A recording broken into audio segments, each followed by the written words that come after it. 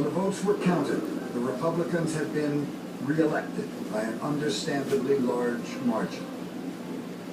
Later, when the president of the village board dared tell a newspaperman he was thinking of acting more independently, Al Capone himself hurled him down the steps of City Hall.